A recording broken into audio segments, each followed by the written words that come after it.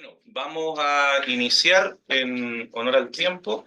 Lo primero es darles una bienvenida, muy buenas tardes a todas y todos, a esta ya la tercera actividad de extensión de la Escuela de Ciencia Política y Administración Pública de este año académico 2024. ¿Ya? En la oportunidad hemos querido enfocarnos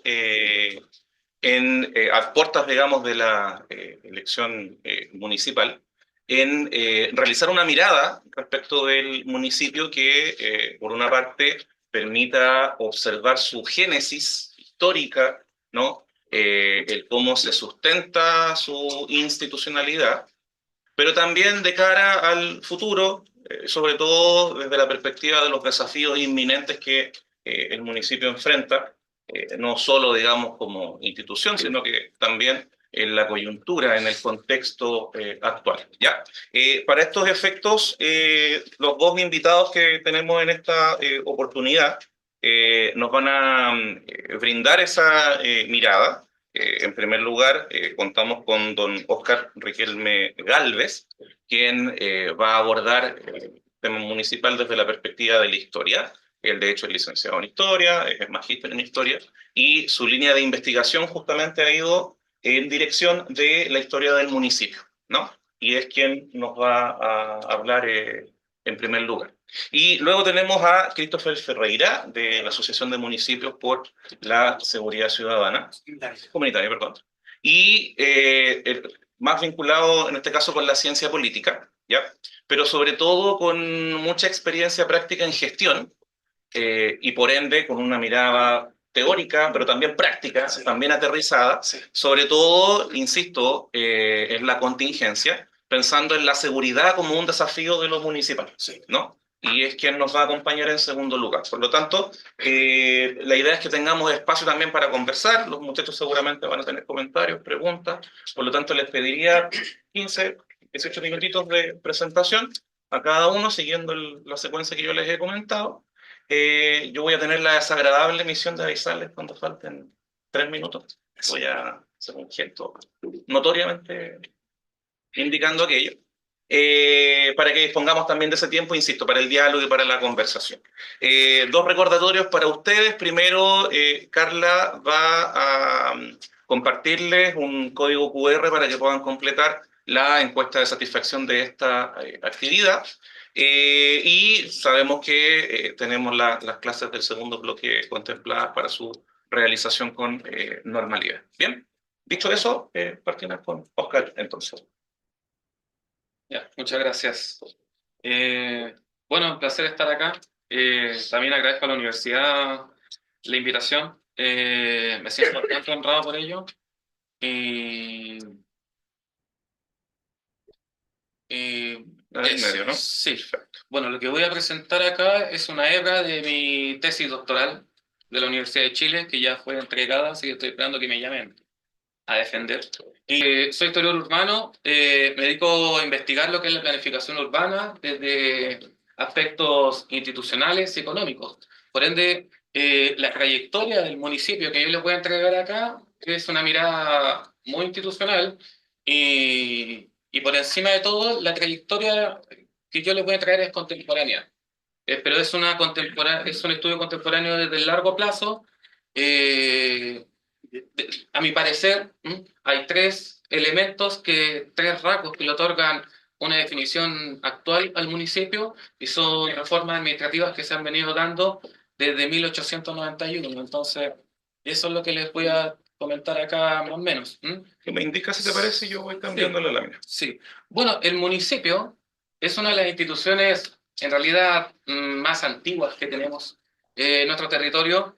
Se remonta al antiguo cabildo en el periodo colonial, y si bien sus rasgos se mantuvieron más o menos sin trastocarse luego de la independencia, no es así cuando, tras la Guerra Civil de 1891, el Congreso, que sale victorioso tras este conflicto, va a presionar para que se genere una gran reforma. Bueno, uno de sus grandes impulsores fue el diputado Manuel José Irarrázaval. Esto estaba muy interiorizado en las ideas liberales de otorgarle más autonomía a los municipios y descentralizar el poder del Estado. Más que nada, este conflicto que se generó en la guerra civil entre el poder ejecutivo y el legislativo, entre la figura del presidente y el Congreso.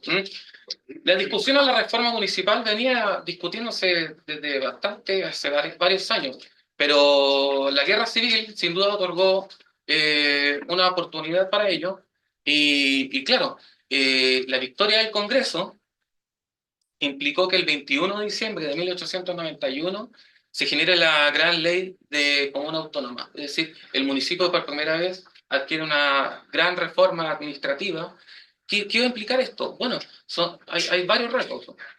Primero, el plano que ustedes ven acá es Santiago, 1901, de Agustín Rengifo, y es un Santiago muy compacto. Es un Santiago que hacia el poniente llega hasta Matucana, hacia el norte colinda con el Mapocho, hacia el sur con el Campo de Marte, lo que nosotros conocemos hoy en día como Parque O'Higgins, y hacia el oriente con Baquedano. Es un Santiago extremadamente compacto, todavía con rasgos muy coloniales, y claro, el municipio de Santiago controla vastos territorios que sobrepasan esa frontera urbana. Tenemos Santiago, y en 1861 se forma San Bernardo, pero vamos contando en el centro del país. Entonces, esta gran reforma, lo primero que va a hacer, va a crear una cantidad significativa de nuevos municipios. Si ya existían aproximadamente 195 comunas en el país para 1891, para 1925 van a haber 338. Esto va a tener diferentes implicaciones, pero bueno, vamos por partes. El segundo elemento que va a traer esto es que la gobernanza local, el municipio va a adquirir un poder significativo. ¿Qué va a significar esto? Por primera vez el municipio va a tener control, potestad de las elecciones municipales. Van a ser los municipios que se van a hacer cargo de que las elecciones políticas se puedan dirigir. Y claro, eso va a tener bastante significancia porque de partida, los municipios nuevos que se van a ir formando, muchos de ellos, estoy pensando por ejemplo en el municipio de Calera, que territorialmente en realidad era solo un fondo. El fondo, en el que el patrón del fondo va a ser el alcalde, va a tener la potestad de decidir, bueno, por quiénes van a votar los inquilinos. Era muy común el fenómeno del acarreo. Si bien desde 1890 el voto es registrado, no necesariamente es secreto. Entonces se van a generar distintas irregularidades. Es un periodo municipal muy oligárquico. O sea, principalmente son los dueños de la tierra quienes llegan a ser alcaldes, quienes llegan a ser regidores. Es un periodo además de bastante inestabilidad administrativa, si se puede decir. Esto es algo que va a mantenerse hasta 1925. Son tres los alcaldes que van a ir rotando el poder, uno por año, y muchos ni siquiera van a durar un año, ni siquiera dos, porque los regidores van a tener la potestad de poder bajarlo o sostenerlo en el poder. Segundo, los municipios van a adquirir muchísimas funciones. Por primera vez el municipio va a tener potestad en aplicar reformas urbanas.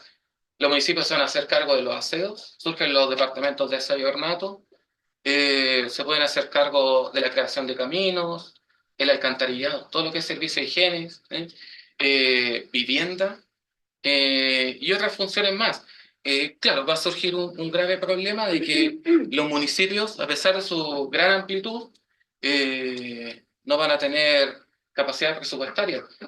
Durante este periodo se crean por primera vez comunas como Maipú, Puente Alto, La Granja, Quilicura, Conchalí, Renca y la siguiente. Y fíjense, estas fotos corresponden a la comuna de Maipú, a inicios del siglo XX. Es una comuna extremadamente rural, con no más de 4.000 habitantes. El casco histórico no son más de 3 avenidas.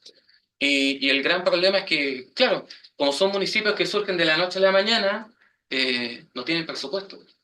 No hay lucas para crear caminos, no hay dinero menos para crear viviendas. Entonces el gran problema al que se van a enfrentar es que, bueno, no hay presupuestos, pero también hay otro gran problema, no hay funcionarios. Les doy el caso, la comunidad de hospital, por ejemplo, se forma y solamente tiene un funcionario.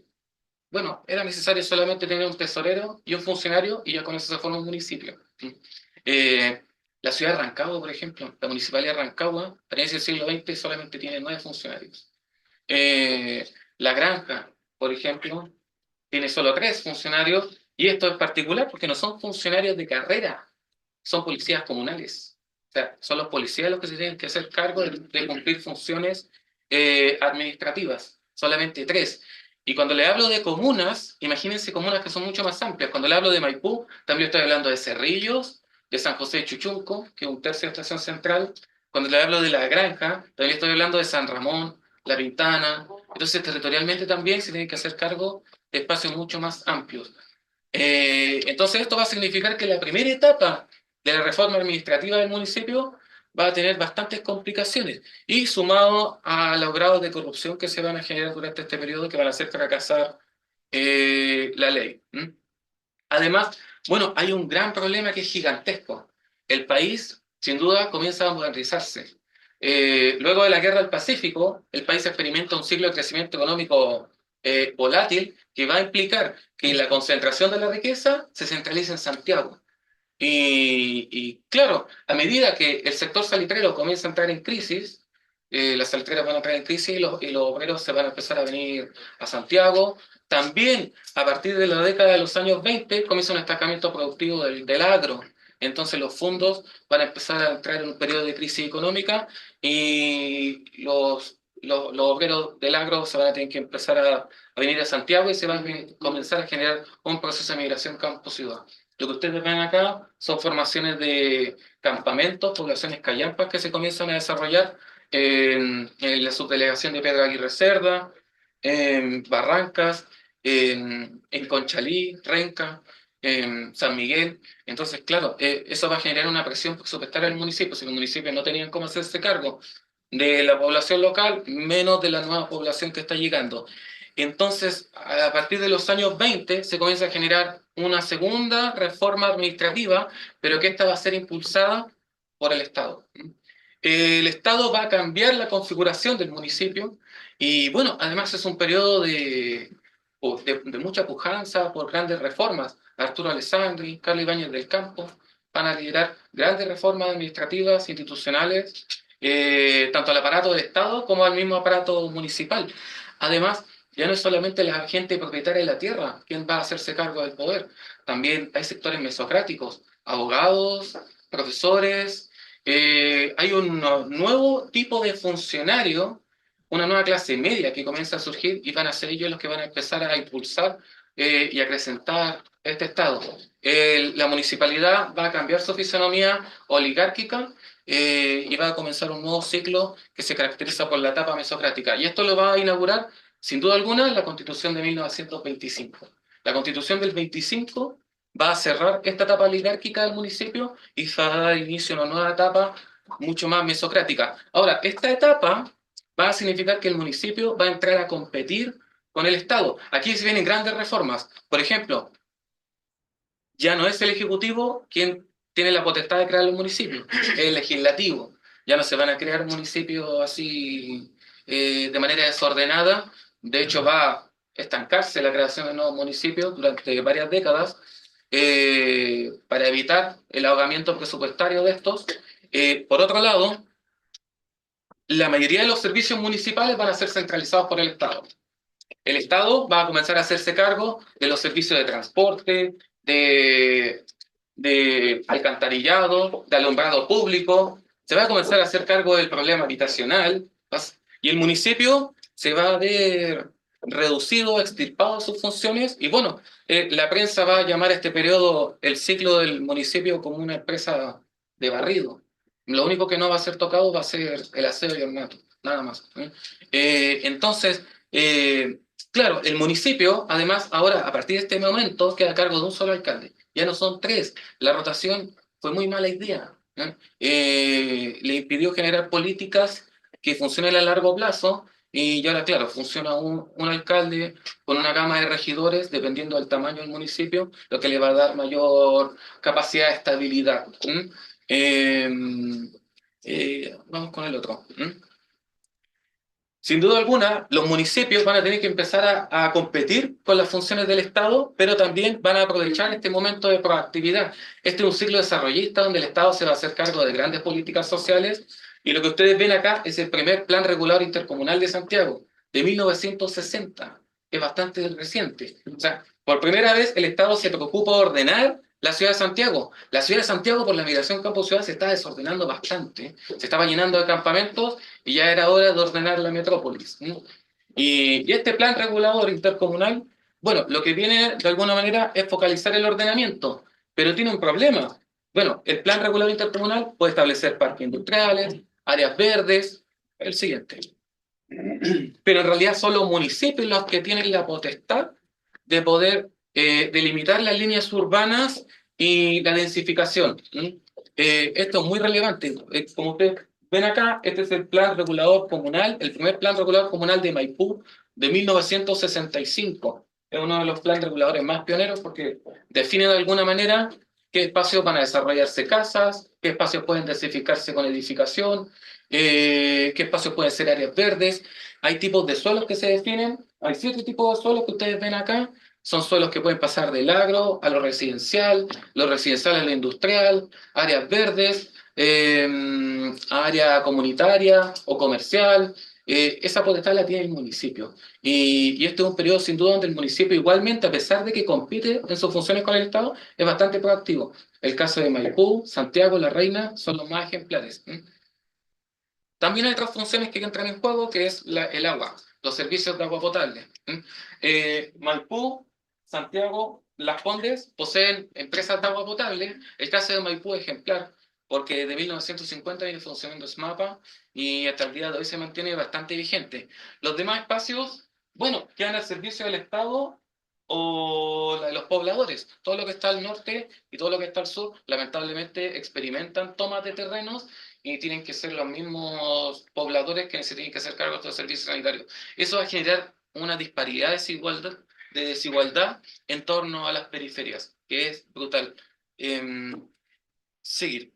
Entonces, claro, aquí el Estado se va haciendo cargo del municipio, perdón, del problema habitacional también, porque el municipio no posee presupuestos para hacerlo, para poder enfrentarlo.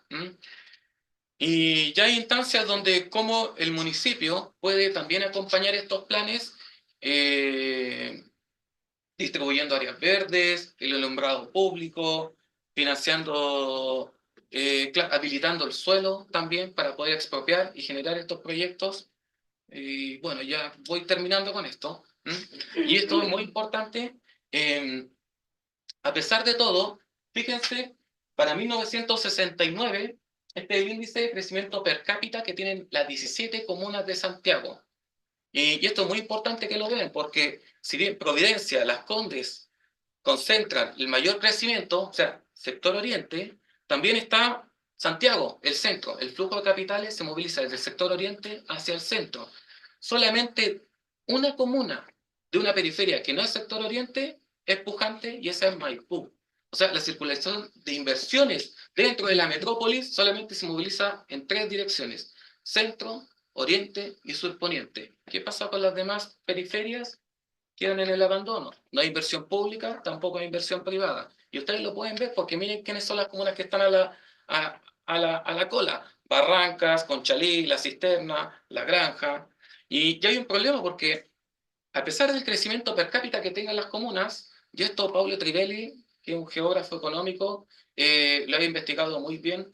El gran problema que tienen los municipios es que el 80% de su recaudación presupuestaria se gasta en administrativos. No se gasta en programas de inversión social, lo que es un gran problema.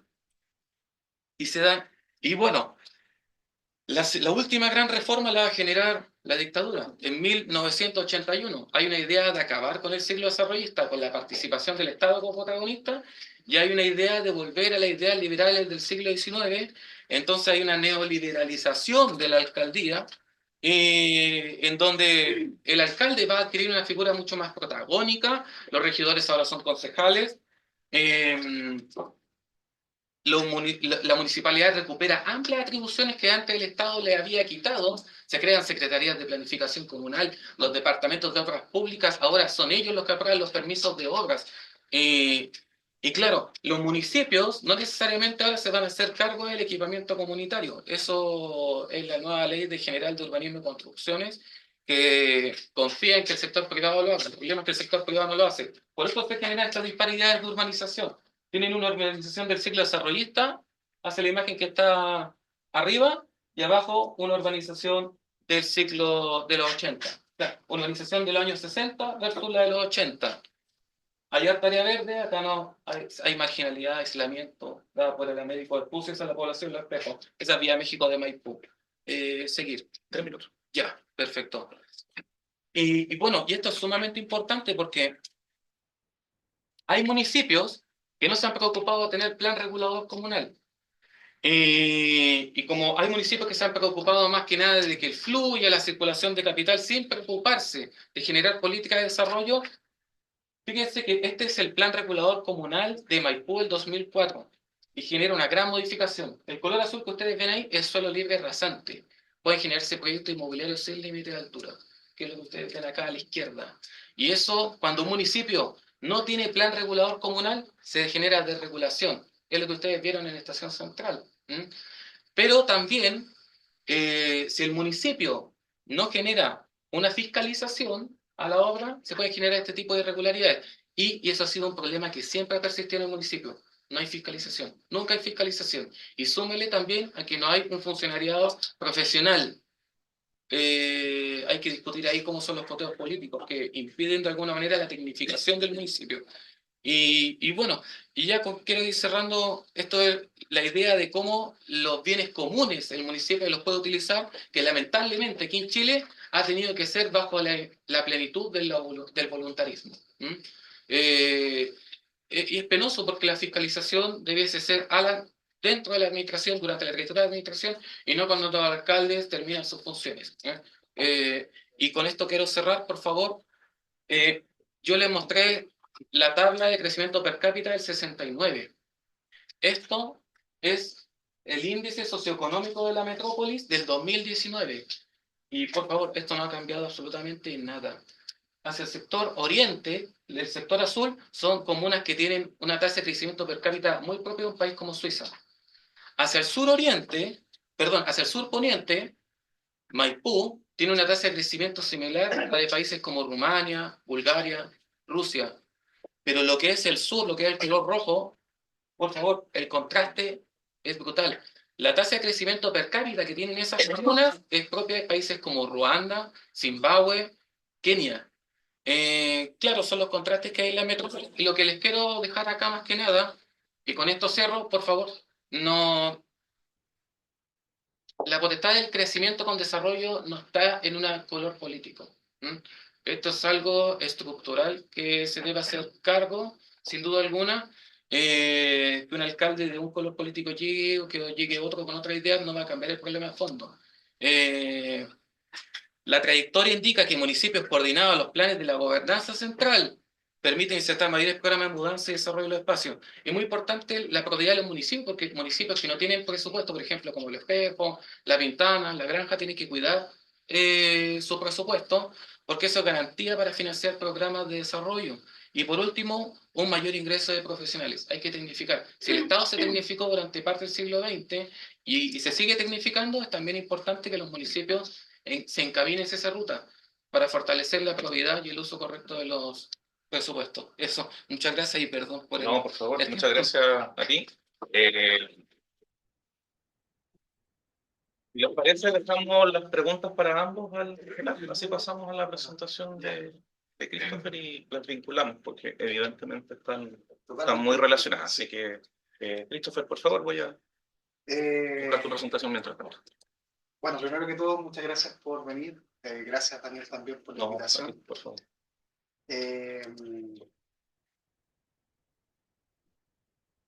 Desde que salí del pregrado, no estaba en otra condición que trabajando en temas de seguridad. Por lo tanto, la ponencia que ahora voy a realizar se encuadra, ¿no? Se erige a partir de ese saber. Pero desde ese espacio también que es el ámbito local, municipal. Que no es lo mismo local que municipal, pero... Y sí, efectivamente hay una suerte claramente, ¿no? Una pertinencia en torno a la temática. Eh, no porque la seguridad a nivel local se suscriba, ¿no? Tiene emergencia a partir de ese espacio, sino porque también tienen algunas dificultades, que aquí colindo con el expositor anterior, que se mantiene hasta el día de hoy, ¿no? Hablaba del PLADECO, del Plan de Desarrollo Comunal. Es un instrumento de gestión. Los municipios tienen distintos instrumentos de gestión. El último instrumento de gestión que ingresa al municipio es el Plan Comunal de Seguridad Pública. Cuando hablan de la construcción de estación central sobre los guetos verticales, bueno, si no hay regulación, empezamos a tener problemas de seguridad, ¿no? Hace un poco tiempo atrás estaban con la campaña de sacar toda la gente que estaba habitando en el espacio del eje Alameda, ¿no? Cosa que a raíz de ese problema, entre otros, Providencia, Santiago y Independencia crean una asociación de municipios para tratar el problema de la seguridad. Entonces, no es menor, porque los coletazos afectan en varios planos. Solo eso como una pequeña advertencia y un poco indicando la complejidad que nos encontramos hoy en día, porque efectivamente las conclusiones finales no son distintas a las que se pueden haber mostrado anteriormente en los términos generales y en los más abstractos. Me refiero a que no solo tiene que ver con un color político, sino que hay problemas estructurales. Y bueno, ya. Entonces ahora me voy con la presentación. Sí, por favor. Son 4 puntos que voy a tocar bien subrepticiamente, no tengo mucha información en torno a ellos. Pero es algo que he venido tratando hace bastante tiempo. Una cosa importante es que cuando hablamos de seguridad pública hablamos de un paradigma, ¿ya? Hoy en día nos encontramos con el enfoque de la seguridad ciudadana. Y los momentos en que se suscribe o se levanta este enfoque son diferenciados, no solo en América Latina, sino también, digámoslo, a escala internacional. La seguridad pública es un enfoque, una mirada, ¿no? Que por lo menos en América Latina se consigna después del regreso de las democracias. ¿No? Antiguamente, anterior a esto, había una mirada de seguridad nacional, por lo tanto una imagen del otro, del exterior, del enemigo. Ya después de la recuperación de las democracias, ya finalizando con la dictadura en América Latina, empieza esta visión de la seguridad pública, del orden interno, del control social y del sistema de justicia. Pero, y en esto a nivel internacional, en Europa, Estados Unidos nos llevan claramente una delantera porque en los años 70 del siglo XX ellos ya empezaron con un enfoque más preventivo. Políticas de seguridad, de prevención en Francia el 82, en Holanda también como el 87. El trabajo local, ¿no? Es algo que ya se viene suscitando y haciendo muy patente desde esas fechas en esos países. En el caso nuestro es bastante reciente, ¿no? 2011, Colombia, Brasil casi el 2009, 2010, y nosotros en el segundo gobierno de Michelle Bachelet, es decir, 2018. Por lo tanto, la seguridad pública en lo local solamente hace alusión a este tránsito, ¿no? ¿Y qué nos encontramos desde el año 2000 hasta el 2018 con planes nacionales de seguridad pública? Son estrategias que en el fondo se enmarcan no solo en diagnosticar un hecho que se suscita en el país, sino que dar una bajada concreta con estrategias. Pero la importancia de los planes nacionales de seguridad pública, desde el 2000 hasta el segundo gobierno de la expresidenta Michelle Bachelet, es que hay algunos elementos comunes que empiezan a configurar un campo de manera discursiva, en tanto actores, empieza a levantar un cuerpo de saber, empieza a legitimar procesos, viene haciendo un tránsito un poco lento, pero que al final del día se diagrama, ¿no? Se concreta, se estabiliza en torno al enfoque de la seguridad ciudadana. En otros países en América Latina fueron formas distintas de poder llevar este transitar. Aquí en Chile el campo se configuró a partir de 4 pilares medulares, que es la habilitación de lo local como un campo pertinente para el trabajo de la prevención, la dimensión ciudadana, en la participación de la misma, ahí hay otro elemento importante, no sé si le puede cambiar ahí Sí. la presentación. Estaba hablando de la parte local como habilitante, ¿no? La participación ciudadana, el territorio como lugar diferenciado. Uno hoy día no lo cree, pero imagínense que en algunos momentos, antes del tratamiento de la seguridad, el retorno a la empresa aquí en nuestro país, habían manuales y libros donde se explicitaba la criminalidad desde aristas distintas. Por ejemplo, las orejas grandes o personas flacas con rasgos simiescos, así lo estipulaban, ¿no? Eran justamente focalizadas y se entendía desde ahí la seguridad. Pero tampoco es tan lejano, ¿no? Pero es un cambio de paradigma de saber y de construcción en torno a cómo nosotros miramos esta perspectiva. Bueno, elementos centrales se empiezan a erigir entonces en torno a los planes nacionales de seguridad pública. El año 2018, a finales, se levanta y se crea la ley 20.965 que crea los planes comunales de seguridad pública y los consejos. Estos consejos es algo inédito, no solo como un punto dentro de las políticas de seguridad en nuestro país, sino también en los países aledaños dentro de nuestra región, ¿no? Porque por primera vez se logró capitalizar y sentar en una misma mesa actores distintos para solventar un problema común. Fiscalía, Carabinero, PDI, Gendarmería, Senda, ¿no? Salud, etc. Entonces eso es algo inédito. Y también integrantes del Consejo de la Sociedad Civil, que son el COSOC. Por lo tanto, no solo se ingresa en el cuerpo de ley dentro de la Ley Orgánica Constitucional de Municipalidades, un nuevo instrumento de gestión, que tiene tres principios fundamentales que lo diferencian de lo que se hacía anteriormente. Y ahí uno ve una función distinta, una atribución distinta y una facultad distinta.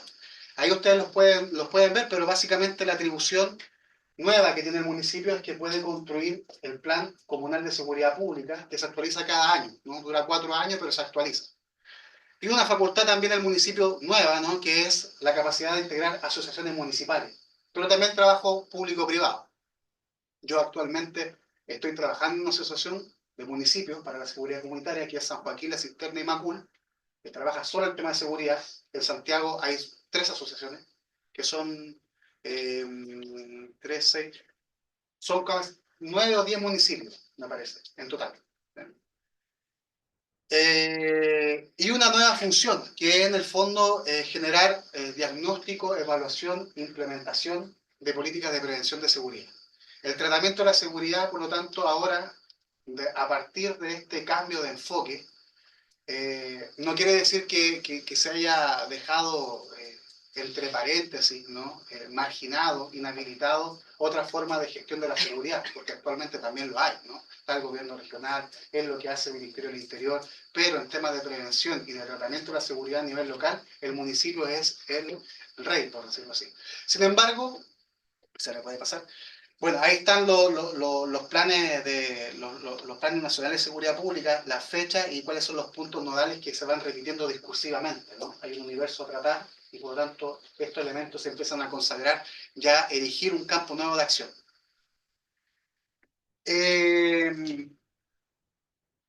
Problemas de esta nueva, digámoslo así, ley, por así decirlo, es que básicamente, y yo se lo digo, fui director de seguridad de Los Espejos. Trabajé como coordinador de prevención de seguridad también en Pudahuel, en la Florida. Problemas son variados, sucinto, ¿no? Es un problema estructural. Y es que las capacidades de recursos que pueda tener un municipio no solo son distintas, sino que justamente la estructura y el soporte municipal no permite cierta acción o gestión. Por ejemplo, por decirlo así, yo, y aquí también voy a dar unas conclusiones dentro de esta presentación. Trabajé el tema de las evaluaciones de buenas prácticas en la evaluación de los planes comunales de seguridad pública. Este instrumento se evalúa año a año y después se actualiza de manera completa una vez que se culminan los 4 años.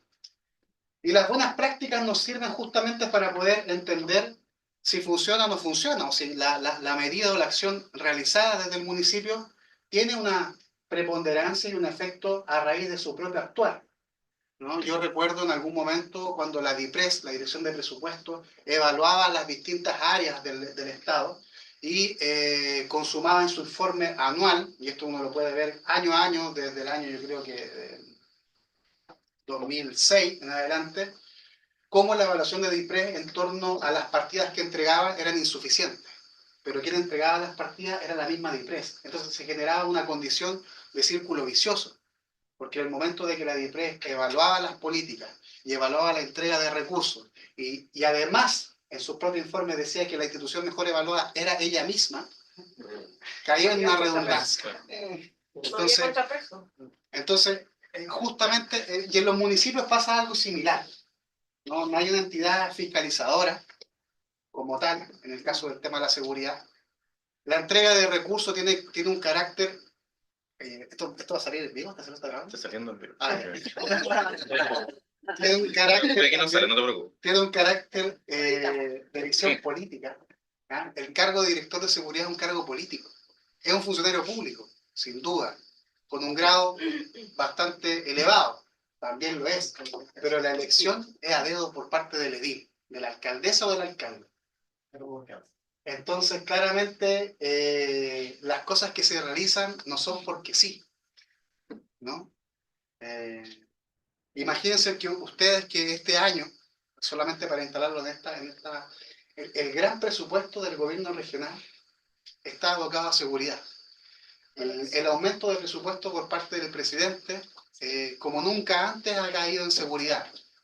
Va a surgir prontamente un nuevo Ministerio de Seguridad Ciudadana, Seguridad Pública, abocado colindante al tema del trabajo de lo local.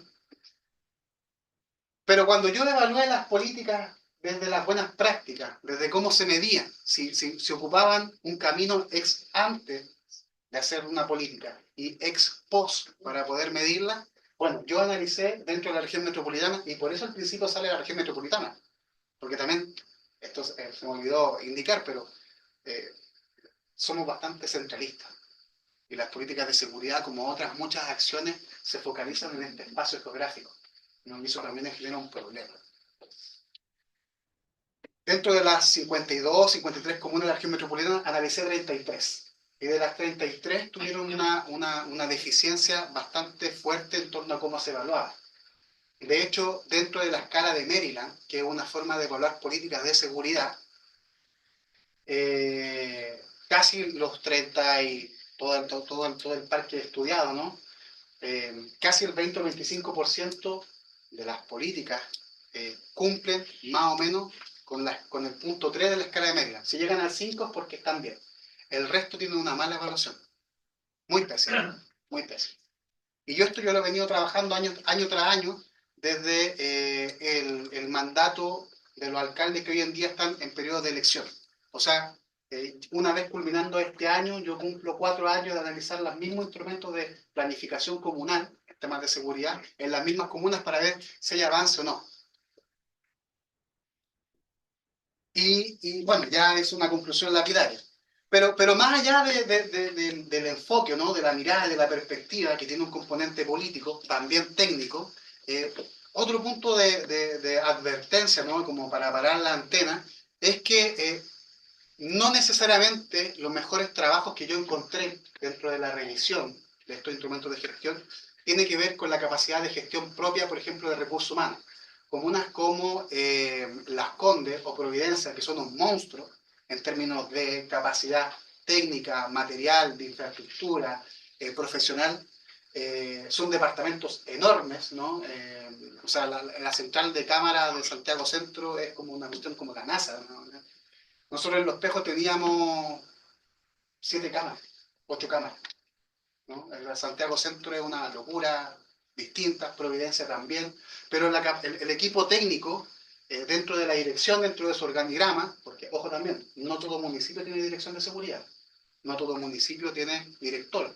Hay algunos que cuentan hoy en día solamente con departamentos, oficinas. Entonces, eso también genera una capacidad. La región de los ríos no tiene dirección de seguridad, son 4 personas. La cantidad de funcionarios. Claro. La dirección se forma por 200 personas. Los Espejos era una de las últimas 2 comunas de la región metropolitana que estaban sin dirección.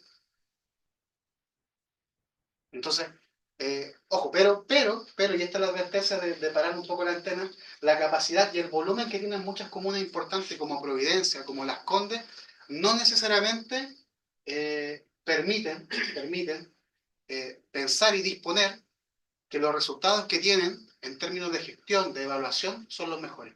Hay comunas que tienen menores capacidades de gestión con mejores resultados. Entonces, es una suerte de varias cosas, ¿no? Como se dice en términos más coloquiales, una cosa es una cosa y otra cosa es otra cosa. Entonces, las diferenciadas instancias y mecanismos estructurales para formalizarlo no aseguran, no aseguran una forma y una vehiculización correcta de cómo se lleva la seguridad. Sin embargo, y ya con esto voy cerrando, las ventajas, igual hay ventajas dentro de la creación de la ley. No todo es malo, ¿no? Porque si antes no se podía juntar en la mesa a la sociedad, al Consejo de la Sociedad Civil, si no se podía juntar en la mesa Carabineros, si no se podía juntar en la mesa Gendarmería, ni Hacienda, ni Alazo, ni Salud, bueno, había un problema. Quizás no funciona muy bien, pero por lo menos hay una instancia de trabajo donde se puede medir, y eso ya es un hecho. Tener un instrumento de gestión también es bueno, más allá de que no pueda ser medible en términos de resultados como buenas prácticas, ¿no?, en la evaluación, pero está, ¿no? Ya es algo que antes no estaba y que permite algo. Creo que una de las deficiencias tiene que ver con los recursos generales de las comunas y la distribución, cómo se hace. Eso es importante, en comunas que no reciben mucha plata. Yo asumí una dirección sin presupuesto, sin peso, y eso es complejo. 3 minutos. Coordinar con actores clave para el tratamiento de la seguridad es una ventaja. Otorgar pertinencia en el desarrollo de la seguridad a nivel local es bueno, porque el municipio es, sin duda, la institución que más tiene cercanía con la comunidad y por lo tanto está totalmente retroalimentándose, ¿no? Información y comunicación es un elemento clave dentro de la gestión municipal.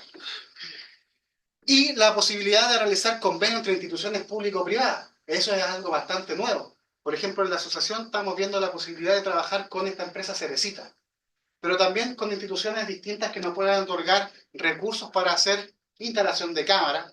Hoy día lo más fácil es la instalación de elementos situacionales, ¿no? Cámara, pórtico, de lectores de placa patente, alarma, pero eso es una dimensión de prevención. La siguiente, por favor. Y bueno, yo ya resumí y expuse algunas conclusiones, solamente hay un carácter de tipeo, ¿no?, para yo recordar los puntos, problemas de recursos locales, ¿no?, de distribución. Diferencia en la distribución de recursos, quiere decir que, por ejemplo, una cosa importante, desde el año pasado, el Ministerio del Interior, vía Subsecretaría de Prevención de Delitos, eliminó la concursabilidad de los municipios para obtener recursos. Y eso es algo importante, porque pasaba lo mismo que la DIPRE. Como no había personal para levantar proyectos, no tenían capacidad de tener productos. Entonces, es un logro, ¿no? Ahora se entrega de acuerdo a un carácter de problemas de delitos, quién concentra más problemas de delitos y quién carece más. Y eso también es un avance. Y por último, las evaluaciones del Plan Comunal de Seguridad Pública, este último instrumento de gestión, son deficientes. Pero es posible, y aquí por eso lo advertí en algún momento, que no necesariamente las comunas con menores capacidades de gestión sean las que tienen mejores, o sea, sean las que tienen menores buenas evaluaciones dentro de prácticas, de buenas prácticas. Entonces, es como bien superfluo y bien líquido, ¿no? Es una dimensión y un terreno nuevo. Hoy en día está en boga el tema de la seguridad. Es un caballito de batalla en términos electorales, pero un arma de doble filo, ¿no? Porque muchos efectos que se hacen hoy en día, por ejemplo, de sacar, y solamente para cerrar, sacar del eje Alameda a las personas en esa situación de calle, sin abordar el tema del tránsito, ¿no? Y de la población flotante o residente de un lugar, no tiene mucho efecto. Hay un efecto boomerang. Se va de la comuna, pero el impacto le llega a otra, ¿no? Entonces, el delito siempre es dinámico, siempre se moviliza de un sector a otro. Si yo saco ruco todos los días, que son personas en situación de calle, claro, hay que entender que también hay un problema de salud. Entonces, son muchas aristas las que están en juego.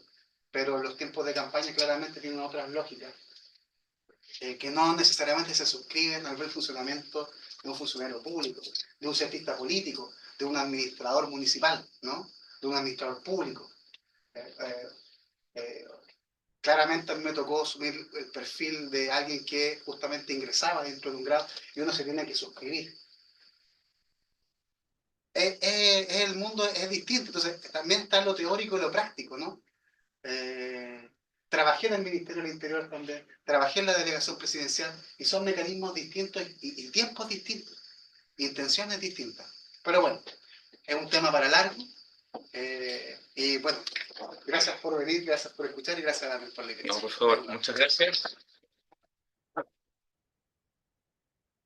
Les agradezco también por atenerse al tiempo. Tenemos unos 15 minutos para consultas, comentarios. Yo un poco remontándome a los orígenes oligárquicos del municipio, voy a arrojarme el derecho a hacer la primera pregunta. ¿Ya? Así que sacaré provecho de aquello. Básicamente mi consulta, bueno, va para ambos y un poco toma el tema de seguridad como eje, entendiendo que de la forma correcta en que ustedes lo señalan, esto va más allá de lo coyuntural. Hay una cuestión estructural, hay una cuestión que tiene que ver con la génesis del municipio y las distintas transformaciones que ha tenido, con cómo se gestan los recursos, cómo se distribuyen los recursos, etcétera, etcétera. Ese es un análisis mucho más fino, porque es un análisis que para la opinión pública muchas veces no es factible de realizar, porque evidentemente el tema de seguridad es emergente y preocupa, es complejo. Y por lo mismo es difícil pedirle al ciudadano de a pie que hile más fino. Y ahí una mirada que normalmente se hace respecto de temas como este es la vinculación de la causa del problema con un color político o con la autoridad de turno. Entonces, sin ningún ánimo de ser apocalíptico, quizá a mí lo que me da más susto no es tanto que pase por la autoridad de turno, sino pensar que la organización institucional es la que se vuelve insuficiente. Y de la forma en que está estructurada, implica que llegue tarde a atender a un fenómeno que se manifiesta de forma rápida, como es el fenómeno de la seguridad. Entonces, un poco lo que les pregunto a ambos es, ¿cómo ven la seguridad desde la génesis institucional del municipio y desde lo contemporáneo en respecto de si institucionalmente puede responder o no puede responder? ¿Me entienden? ¿Para dónde voy, digamos? O sea, a lo mejor como esto está organizado, va, independiente de quién asuma, digamos, y quién dirija esta institución, va a haber una dificultad para responder en la velocidad en la que las temáticas de seguridad se manifiestan, ¿no? Se lo planteo para iniciar, digamos, partamos con Oscar, Christopher. Ya, bueno, en términos de seguridad, claramente igualmente ha habido un avance, porque, por ejemplo, para el ciclo oligárquico, cuando se origina la forma contemporánea del municipio, con la reforma de comuna autónoma de 1891, no hay cuerpos, por ejemplo, de carabineros, son policías fiscales o policías comunales. Y el policía comunal, claro, es una dotación bastante escasa, y más aún pensando que, claro, producto de una ley de la noche a la mañana surgen otros 130 municipios. ¿Y dónde vamos a sacar los funcionarios para alimentar esos 130 municipios? Y son municipios gigantescos, como les había comentado con anterioridad. El caso de La Granja es emblemático, porque es un municipio muy grande, perdón, territorialmente una comuna muy amplia, pero tiene muy poca dotación de funcionarios. Y además hay un problema, porque el policía comunal, por lo general tiene una muy baja profesionalización y son muy propensos a la corrupción. Además que sus salarios son extremadamente bajos, son menores que un policía fiscal y de hecho la gran crítica que se hace desde la prensa, sobre todo para 1915, 1920, cuando ya esta ley empieza a entrar en crisis, la principal crítica es, bueno, son policías muy corruptos. Necesitamos una profesionalización de la policía, que es lo que después va a germinar en la década del 20 con la formación de carabineros, ¿sí? Que de alguna manera va a centralizar y va a establecer una carrera formal de un policía a cargo del orden público. Entonces, y claro, es un problema porque para el periodo, esto lo decía muy bien Jaime Vicuña Maquena, las periferias del Santiago urbano eran potreros de la muerte. Y si uno se va a la prensa a inicio del siglo XX, también veíamos noticias diarias de asaltos, cuchillazos, asesinatos, descontrol supuestamente del orden. Esto no es algo nuevo. ¿Eh? Entonces, claro, Y pasa también por otro lado, que los municipios, como no tienen presupuesto, no tienen, por ejemplo, cómo pagarles policías comunales, no tienen cómo aumentar la data salarial de ingreso, entonces eso va a provocar además que se vuelvan corruptibles. Eh, entonces, claro, el problema pasa por un muy mal diseño de la planificación. Y, y bueno, en 1981, la reforma del 81 también multiplica la creación de las comunas. Vuelve a cometer el mismo error de 1891, la Constitución de 1981. Pasan de ser 17 comunas en Santiago a ser 34. La Granja se divide en San Ramón, La Pintana, Maipú, se desprende Cerrillos, en Ñuñoa surge Peñalolén, San Miguel surge Pedro Aguirre Cerda, también va a surgir la comuna del Espejo, de Peñaflor se desprende Padre Hurtado. ¿Qué hacemos con esas comunas que también son territorialmente gigantescas? La comuna de Padre Hurtado territorialmente es muy similar a Maipú. ¿Cómo nos hacemos cargo de esos territorios? ¿Dónde están los funcionarios? No hay presupuesto nuevamente, no se vuelve a cometer el mismo error. Y se pagan las consecuencias. Ahora, claro, de alguna manera escucho al otro expositor y de alguna manera siento un poco de esperanza porque se ha ido, hay una preocupación por ese problema que con anterioridad no se le dio tal relevancia. Súper. Te voy a interrumpir. Mil disculpas. No, no te preocupes, por favor. Sí, efectivamente, para poder enlazarlo un poco y aprovechar este guiño, ¿no? La gestualidad de aludir a Carabineros, bueno, solamente una anécdota y una confesarme en términos políticos. Si trabajé en Los Espejos y soy de confianza de la alcaldesa de Los Espejos porque soy claramente de un partido, digámoslo así, del PC. Eso es importante aclararlo. Y esto lo menciono porque el trabajo con Carabineros a la izquierda, sobre todo a ese tipo de izquierda, le resulta un poquito esquivo, ¿no? Un rechazo. Y en cuanto al trabajo, hoy en día no, tengo amigos carabineros. Siempre se puede. Seguimos renovados entonces. Sí, siempre se puede. Siempre se puede. La seguridad no tiene que ver con la función de carabinero mayor rotación. Eso es importante, ¿no? Más carabinero no quiere decir más seguridad. Carabinero es una entidad preventiva por régimen estructural, ¿no? ¿Alguien conoce los pan de molde de carabineros? Esos esa es la MIC. Ellos son los gestores territoriales de la institución de carabineros. Son el modelo de integración comunitaria de carabineros. Carabineros tiene un perfil preventivo. Un dato curioso, la existencia de carabineros y la dotación tiene que ver con la cantidad de denuncias. Aquí cerca de Santiago Centro, el CESFAM número 5, es el CESFAM con más problemas a nivel nacional. Un poco acá, entre Estación Central y Santiago Centro, CESFAM número 5.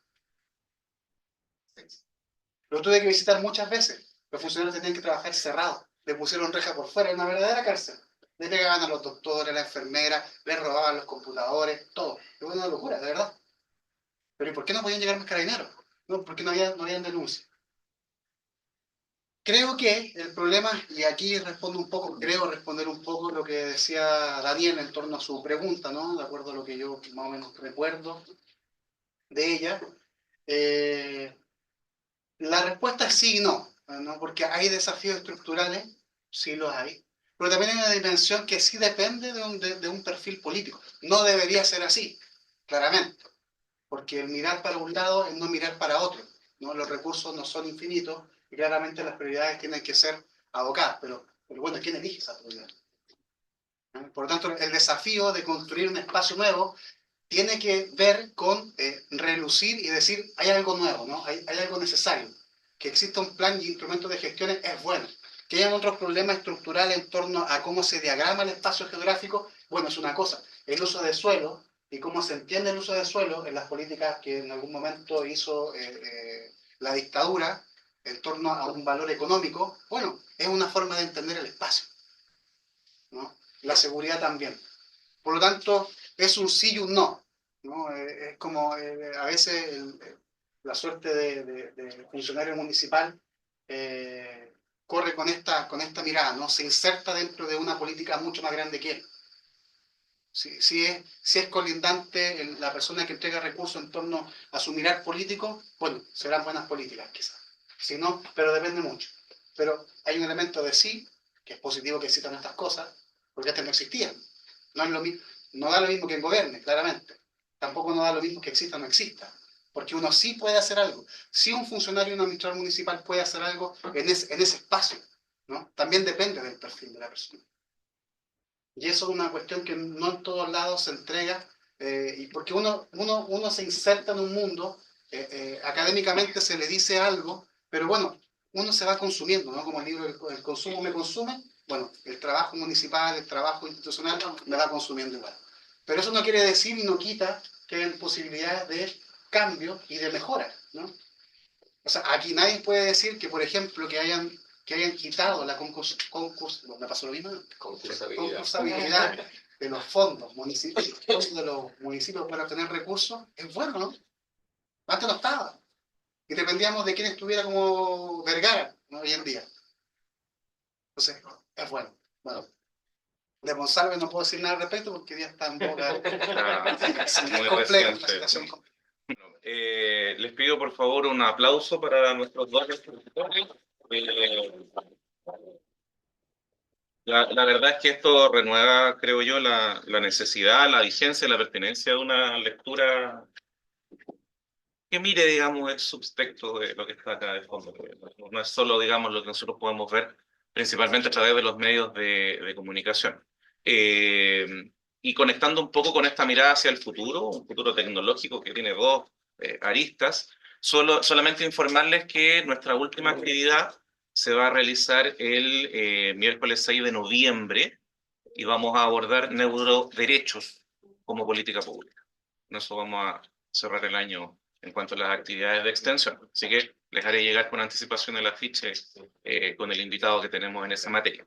Eso. Muchas gracias. Gracias. Gracias.